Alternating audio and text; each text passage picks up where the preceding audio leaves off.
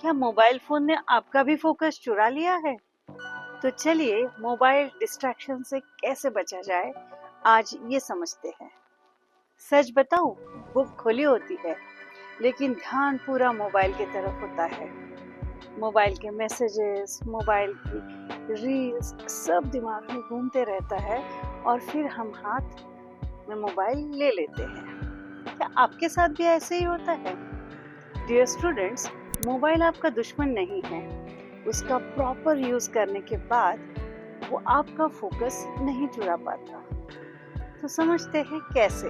कबीर ने जब मुझे पूछा कि मैं पढ़ना चाहता हूँ लेकिन पता नहीं ये मोबाइल मेरा दुश्मन क्यों बना बैठा है, आप मुझे कुछ सॉल्यूशंस दीजिए। तो मैंने उन्हें कुछ सॉल्यूशंस दिए। आज वही सॉल्यूशंस आपके साथ भी शेयर कर रही हूँ। कबीर ने मुझे बताया कि वो बहुत मन लगाकर पढ़ने की पूरी तरीके से तैयारी करके बैठता है, लेकिन 2 ही मिनट में उसका ध्यान मोबाइल की तरफ चला जाता है और 20 मिनट कब चले गए उसे पता ही नहीं चलता।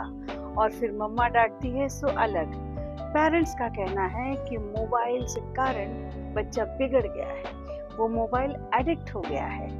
पर कबीर मानता है कि मुझे पढ़ना है, बस मुझे समझ नहीं आ रहा है इस मोबाइल से मैं कैसे दूर रहूं। ये प्रॉब्लम आज के जनरेशन के हर बच्चे की है। तो चलिए सॉल्यूशन की तरफ। मैंने कबीर से पूछा, क्या फोन सिर्फ आप पढ़ाई के समय ज्यादा यूज करते हो? कबीर ने कहा, हाँ, खेलते समय याद नहीं आती, टीवी देखता हूँ तो भी नहीं, या फिर फ्रेंड्स के साथ घूमता हूँ तो भी मोबाइल का ध्यान नहीं रहता। पर जैसे ही बुक खोलो मेरा पूरा ध्यान मोबाइल की तरफ जाता है। मतलब प्रॉब्लम मोबाइल नहीं है, प्रॉब्लम है पढ़ाई का प्रेशर जो कबीर झेल नहीं पा रहा है। और फिर मन ढूंढता है इजी प्लेजर्स को जो उन्हें मिल जाते हैं रील्स के द्वारा और इंस्टा के छोटे छोटे शॉर्ट्स के द्वारा। कबीर को भी प्रेशर था, एक्सपेक्टेशन का, कंपैरिजन का।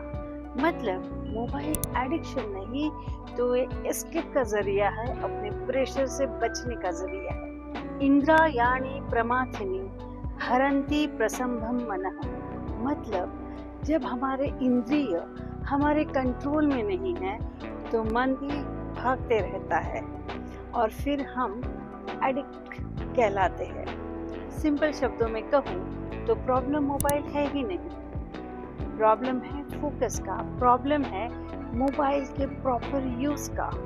मैंने कबीर को सिर्फ 3 चीजें करने कही। मैंने कहा, जब आप पढ़ने बैठते हो तो मोबाइल दूसरे रूम में रखिए ताकि उसकी बीप्स आप तक सुनाई ना दे और फिर हमारा ध्यान भटके नहीं।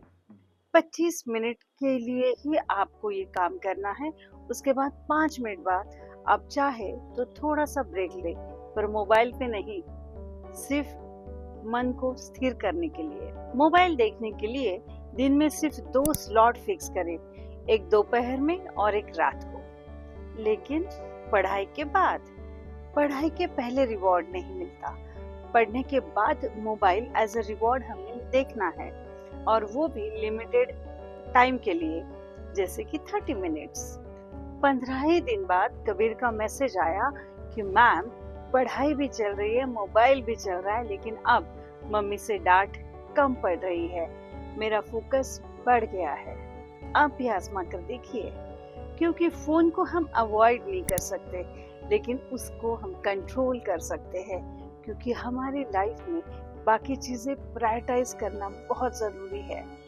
सो बच्चों, वाइजली चूज करिए अपने फ्यूचर को, मोबाइल को नहीं।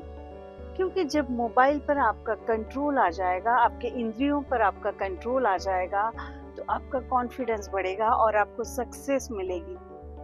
सो आप ये करके जरूर देखिएगा। Thank you.